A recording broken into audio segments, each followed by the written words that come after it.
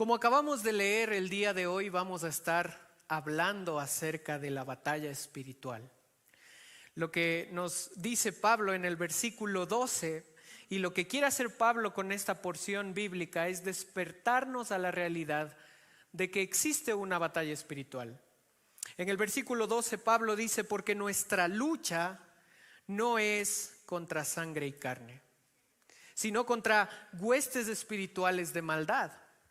Así que es importante que nosotros como iglesia reconozcamos que ciertamente existe una lucha espiritual, que posiblemente, o que lo más seguramente es que esté pasando ahorita, pero nosotros no lo vemos.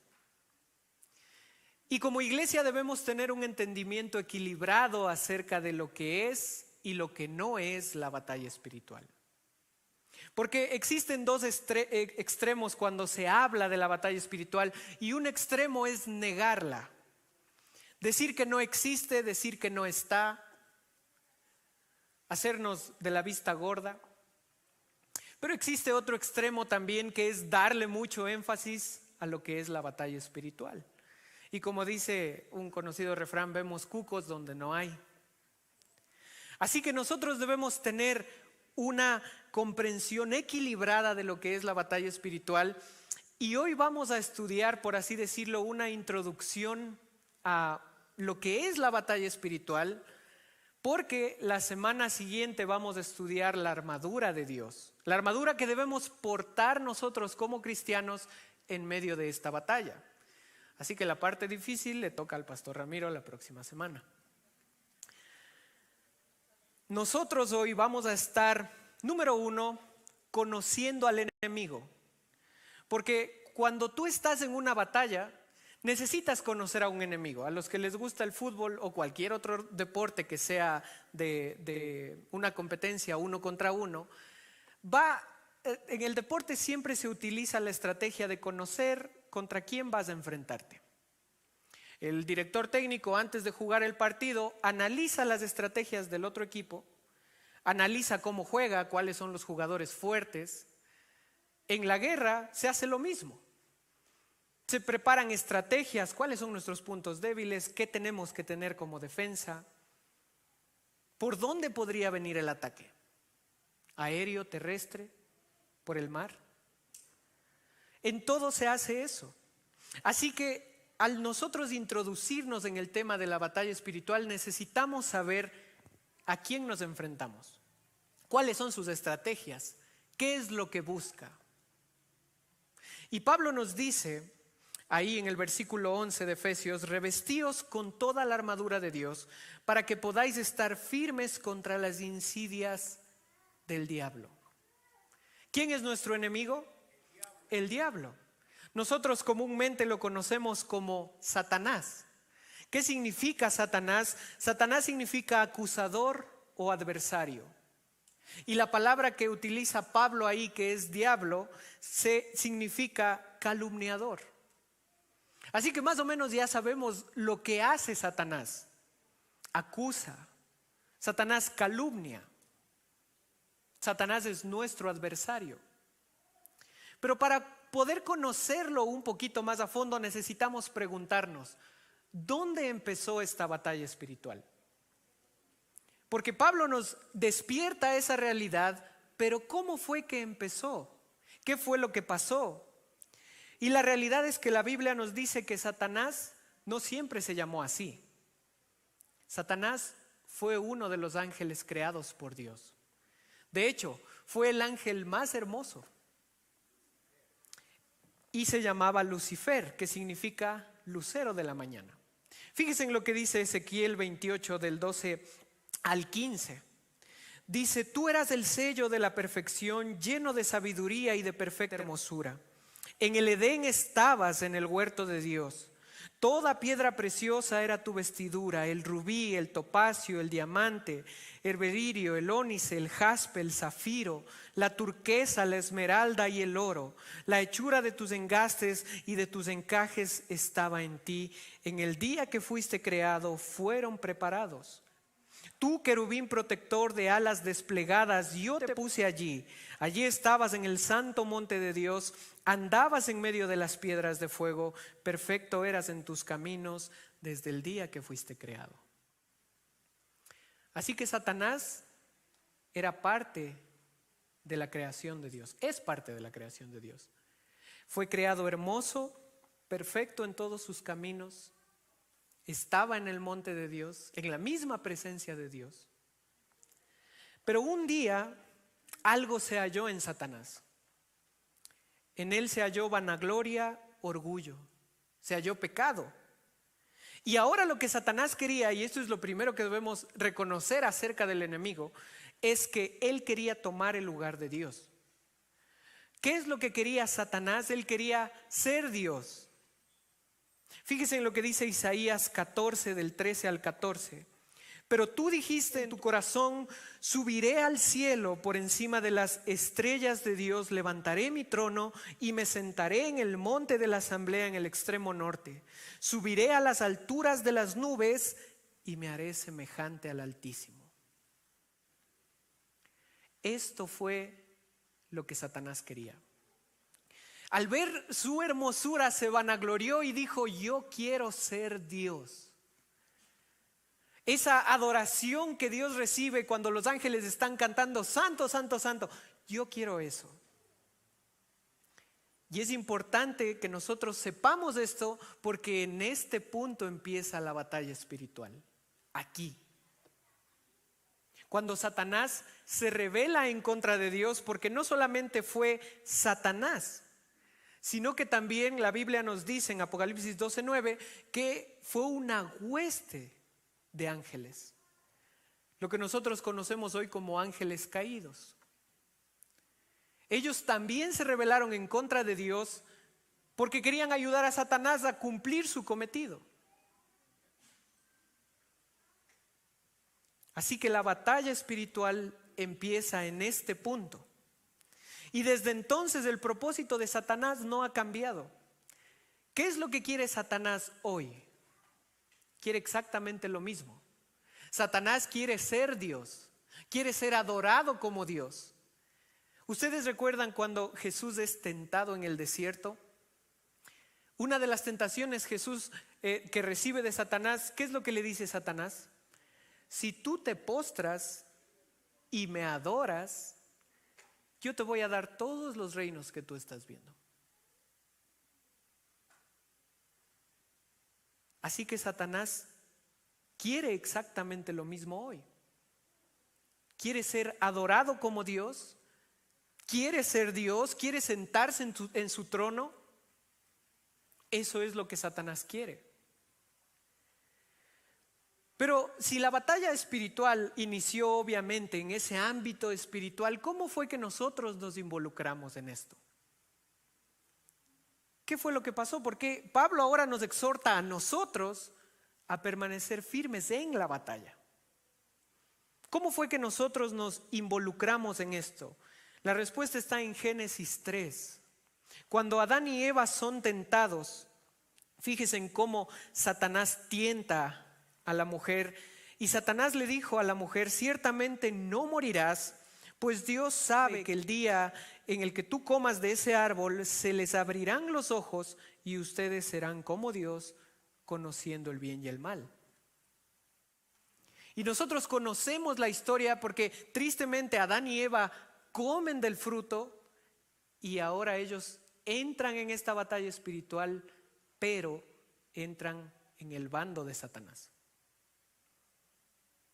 Entran en ese punto que son enemigos de Dios por causa del pecado, pero también son aquellos que quieren destronar a Dios de su trono. Volvamos por favor ahí a Génesis 3 y analicemos con cuidado las palabras de Satanás. Pues Dios sabe que el día en que de él coman, se les abrirán los ojos y ustedes serán como Dios. ¿Cuál era el propósito que Satanás tenía? Ser como Dios.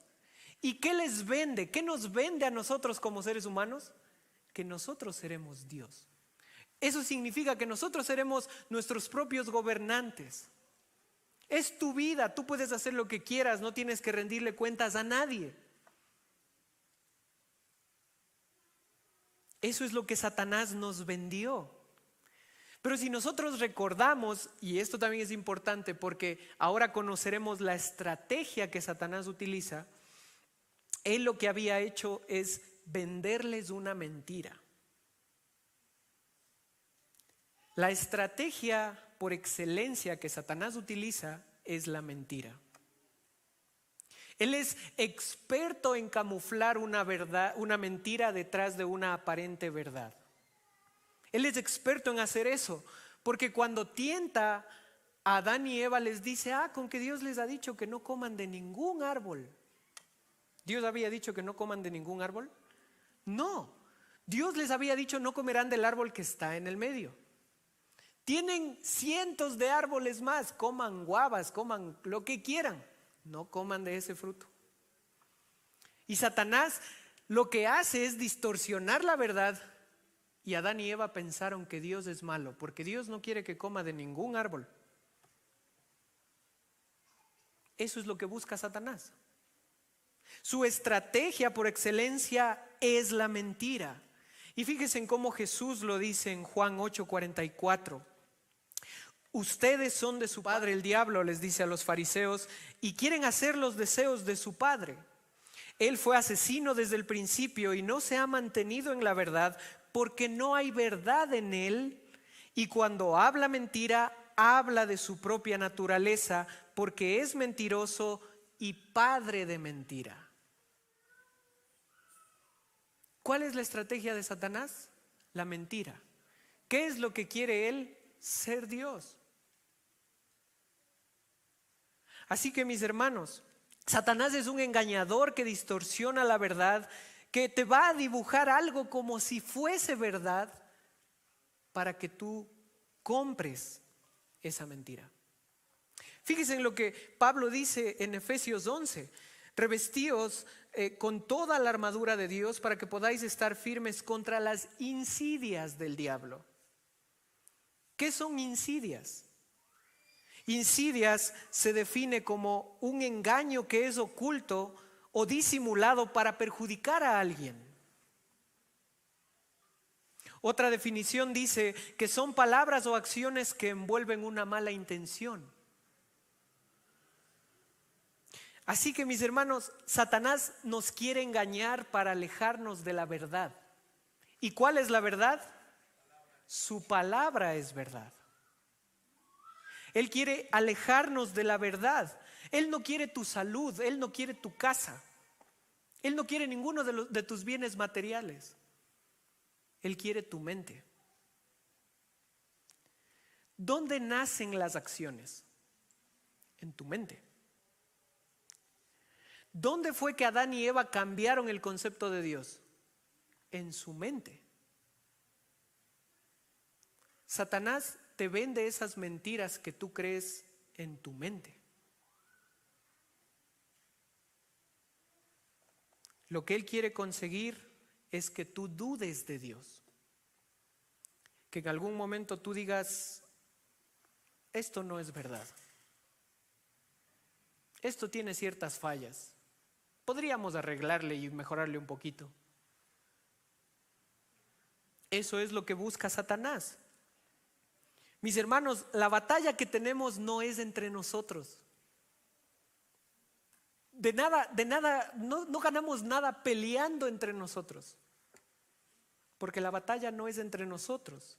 Pablo lo dice, no es contra carne y sangre.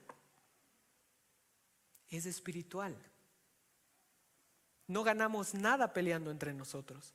Así que conocemos al enemigo. ¿Qué es lo que quiere? Ser Dios. ¿Cuál es su estrategia? La mentira.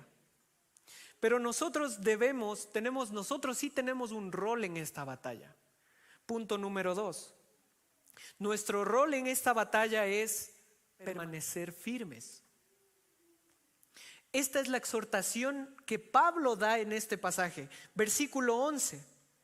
Dice, revestíos con toda la armadura de Dios para que podáis estar firmes. Versículo 13, por tanto, Tomad toda la armadura de Dios para que podáis resistir en el día malo y habiéndolo hecho todo, estar firmes.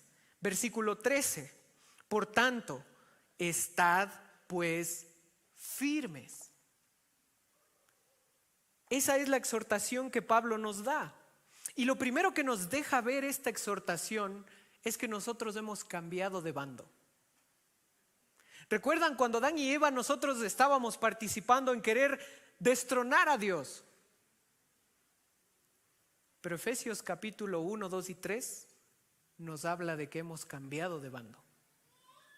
Ahora nosotros somos escogidos, perdonados, redimidos, salvos, hijos de Dios, ya no somos extranjeros, somos parte de su pueblo.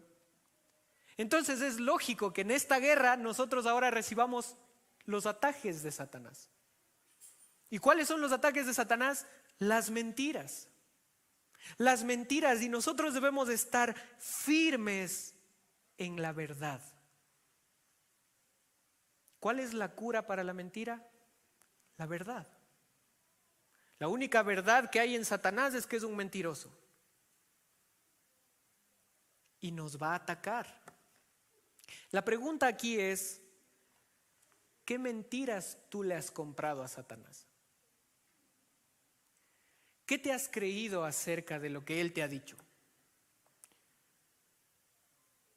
¿Has creído? En el primer culto el pastor hizo un ejemplo aquí, no sé si lo vuelvo a hacer después, pero ¿has creído la mentira de que tu esposa no es suficiente?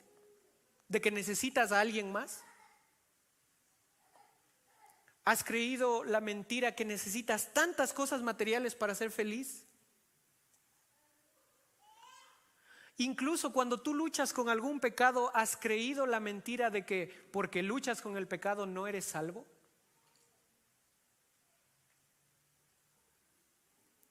¿Qué mentiras le has comprado a Satanás? El llamado que nosotros tenemos es a estar firmes en la verdad, un hombre y una mujer. Somos salvos por la gracia de Dios. Nuestra felicidad no está en las cosas materiales, está en Cristo.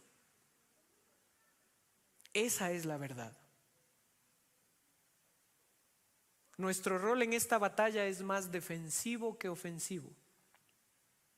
Porque Pablo nunca nos llama, y las Escrituras tampoco, nunca nos llaman a hacer guerra espiritual. Nosotros no estamos llamados a hacer eso. Nosotros somos parte de la batalla, pero nosotros tenemos que permanecer firmes. Tenemos que defender nuestra posición. ¿Dónde Dios te ha puesto? ¿Eres profesor de una escuela, de un colegio?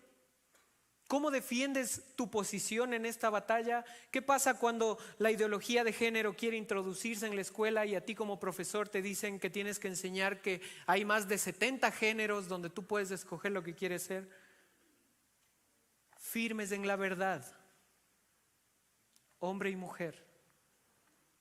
O en tu trabajo, ¿qué pasa cuando te dicen, oye, si haces tal cosa te vamos a hacer un aumento de sueldo, pero eso que vas a hacer no está tan bien? Eso es parte de la batalla, porque Satanás te quiere vender mentiras. Debemos permanecer firmes, no debemos nosotros hacer guerra espiritual, ya estamos en esa guerra. Pablo, cuando él en 2 Corintios capítulo 12, él estaba pasando por un momento difícil, y ahí Pablo nos dice que él tenía un aguijón en su carne, y aumenta Pablo que era un mensajero de Satanás. Pablo nunca reprendió a ese mensajero, sino que dijo, Señor, quítamelo. Y el Señor le respondió, que te baste mi gracia. Cuando los discípulos fueron pedidos por Satanás para ser zarandeados, Jesús le dice a Pedro, Satanás pidió para zarandearte. Jesús no dijo, te reprendo, Satanás, no vas a zarandear a Pedro. Le dijo, yo he rogado por ti. Y en Judas, capítulo 1, versículo 9, dice, pero cuando el arcángel Miguel luchaba contra el diablo y discutía acerca del cuerpo de Moisés, no se atrevió a proferir juicio de maldición contra él, sino que dijo, el Señor te reprenda. Nuestro llamado es estar firmes, defender nuestra posición con la verdad. Ataques van a venir, pero tenemos la verdad. Eso es lo que debemos hacer. Debemos estar firmes en la verdad, porque Satanás y sus huestes no descansan. Ellos quieren engañarnos, quieren hacerte resbalar de la verdad. Que cambies tu mente, que veas a Dios de una manera que Dios no es. Eso es lo que busca Satanás. La verdad debe transformar nuestra mente, como dice Romanos 12. La verdad debe gobernar nuestras vidas. Y nosotros no debemos dudar, así como Adán y Eva dudaron de la palabra de Dios. Debemos permanecer firmes en la verdad, porque la palabra de Dios es perfecta, inerrante, suficiente, confiable y verdadera. Podemos confiar enteramente que esto es verdad. El pastor Miguel Núñez dice: si nuestras mentes no están saturadas por la palabra de Dios, estarán saturadas por las mentiras del mundo y las inclinaciones pecaminosas de nuestra carne. ¿Con qué está saturada tu mente? ¿Qué es lo que está alimentando tu mente? ¿Qué estás viendo? ¿Qué estás escuchando?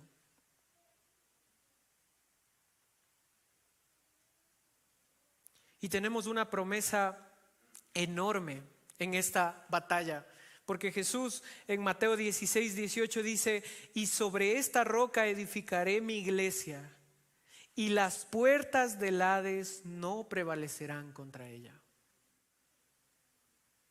¿Qué significa esto? Que el Hades, esas huestes de maldad, van a querer prevalecer contra la iglesia. ¿Y qué es lo que dice Jesús? Eso nunca va a pasar.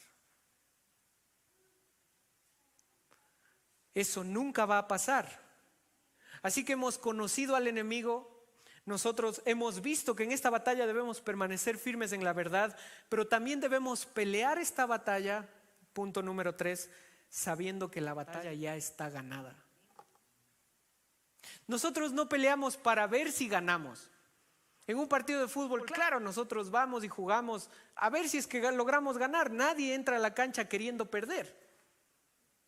Pero ¿cómo sería si tú entras y dices: claro, ya vamos a ganar 2-0? Nosotros peleamos esta batalla sabiendo que ya está ganada, pero ¿cuándo se ganó esa batalla? Cuando Cristo Jesús estuvo colgado en una cruz. Cuando Él estuvo derramando su sangre, cuando nuestro Salvador expiró y dijo: consumado es.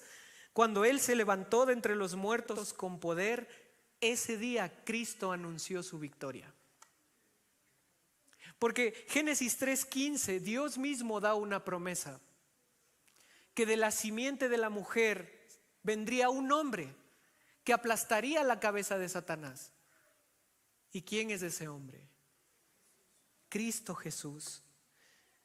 Cristo, Él venció a la muerte, Él venció a Satanás. Y lo que nos dice Colosenses capítulo 2, versículos del 13 al 15 dice: y cuando ustedes estaban muertos en sus delitos y en la incircuncisión de su carne, Dios les dio vida juntamente con Cristo, habiéndonos perdonado todos los delitos, habiendo cancelado el documento de deuda que consistía en contra de nosotros y nos era adverso, y lo ha quitado de en medio, clavándolo en la cruz. Fíjense en lo que dice ahí: y habiendo despojado a los poderes y autoridades, hizo de ellos un espectáculo público, triunfando sobre ellos por medio de Él. ¿A quién hizo un espectáculo público Jesús? A los poderes y autoridades. ¿Quiénes son esos poderes y autoridades? Los que Pablo menciona aquí. En el versículo 12, porque nuestra lucha no es contra sangre y carne, sino contra principados, contra poderes, contra potestades. Jesús ya los venció. Jesús ya venció a Satanás.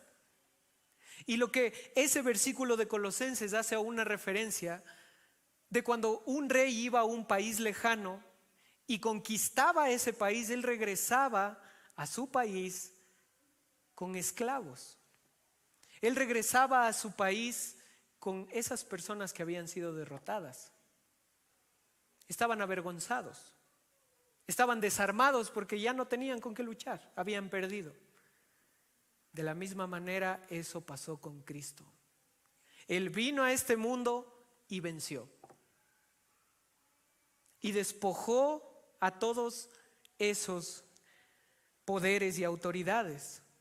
Así que nosotros peleamos esta batalla sabiendo que ya ganamos. Y eso no va a cambiar. Las puertas del Hades no prevalecerán en contra de mi iglesia. Cristo ya venció. Nosotros tenemos la gran bendición, mis hermanos, de que sabemos cómo va a terminar la historia. Muchas veces nos preocupamos por el futuro, no sabemos qué va a pasar mañana. Sí, tal vez no sepamos, pero sabemos cómo termina la historia. No nos gusta mucho leer Apocalipsis porque no sabemos con qué se come Apocalipsis. Que la bestia, que el sello, que esto, que lo otro. Y a veces decimos, no, ese libro solo es para los eruditos de la Biblia nomás. Ese libro de Apocalipsis fue escrito para 7 iglesias que estaban siendo perseguidas. Y lo que ellos necesitaban recordar es que al final el Señor sigue reinando. Al final este mal que nosotros vemos hoy en día va a desaparecer. ¿Qué es lo que nos dice Apocalipsis capítulo 21? Que va a haber cielos nuevos y tierras nuevas. Apocalipsis 5, versículo 13 dice lo siguiente: y oí decir a toda cosa creada que está en el cielo, sobre la tierra, debajo de la tierra y en el mar, y a todas las cosas que en ellos hay, al que está sentado en el trono, al Cordero, sea la alabanza, la honra, la gloria y el dominio por los siglos de los siglos. Él sigue en su trono, Él estará en su trono. Apocalipsis 20 nos dice que Satanás ya fue derrotado y que finalmente será arrojado al lago de fuego y que será derrotado. Ese es el final de la historia. Nosotros estaremos entre todas esas personas que alaban al Señor y dicen: a ti, tú que estás sentado en el trono, Cordero, a ti sea la alabanza, a ti sea el honor, a ti sea la gloria. Porque así termina la historia. Así que, mis hermanos, nosotros debemos permanecer firmes. Satanás va a atacar, no tengan duda de eso. Él lo está haciendo y lo seguirá haciendo. Debemos permanecer firmes en la verdad. Así que, hermanos, empapémonos de la palabra de Dios. Léela, estúdiala, medita en ella, ámala, aférrate a ella. Tenemos que hacer eso hasta que el león ruja. Porque el león de la tribu de Judá va a rugir. Él va a volver.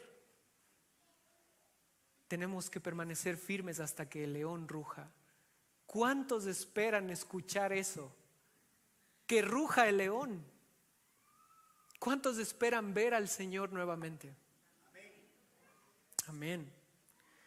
Así que, mis hermanos, unas aplicaciones para ir terminando.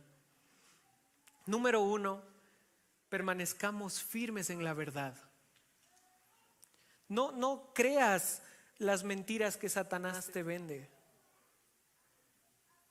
No creas esas cosas. Pelea la buena batalla, tal como Pablo le dijo a Timoteo. Pelea la buena batalla, guarda la fe, permanece en la verdad. Eso es lo que nosotros debemos hacer. Número 2, esta aplicación va dirigida para los jóvenes. Porque muchas veces pensamos que como jóvenes cristianos no estamos en la batalla espiritual, eso es de adultos. Pero la realidad es que no. Hay mentiras que Satanás y el mundo te están vendiendo hoy en día. No crean que hay más de 72 géneros. No crean que la vida empieza después de 2 meses de la concepción. La vida empieza en el momento de la concepción.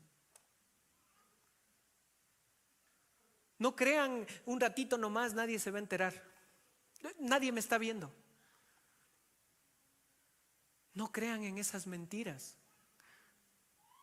El pastor casi siempre nos dice que un chico cristiano va y busca a una chica que no es cristiana. Eso también es una mentira de que, sí, algún día se va a convertir. Y si no, no crean esas mentiras. Permanezcan firmes en la verdad. Jóvenes, amen la verdad. Estudien la palabra, empápense de la palabra. Amen la verdad. Número 3, hermanos líderes de los ministerios, no se desanimen. No se desanimen, permanezcan firmes. ¿Por qué? Porque comúnmente se dice que ustedes están parados en la primera línea de batalla. ¿A quién llega primero el ataque? A ustedes. Así que no se desanimen, permanezcan firmes. Guarden a los que están detrás de ustedes, enséñenles la verdad, para que cuando ustedes ya no estén, el siguiente que esté en su lugar esté firme en la verdad. Peleen la buena batalla, guarden la fe. Y número 4, si tú no has creído en Cristo, déjame decirte que tú también participas de esta batalla. Simplemente que tú estás en el lado contrario a Dios. Tú quieres derrocar a Dios, tú quieres ser tu propio Dios, tú estás peleando contra Dios. Y la Biblia nos dice que Satanás ha cegado tu entendimiento, pero hay una esperanza, y la esperanza es la luz del Evangelio de Jesucristo.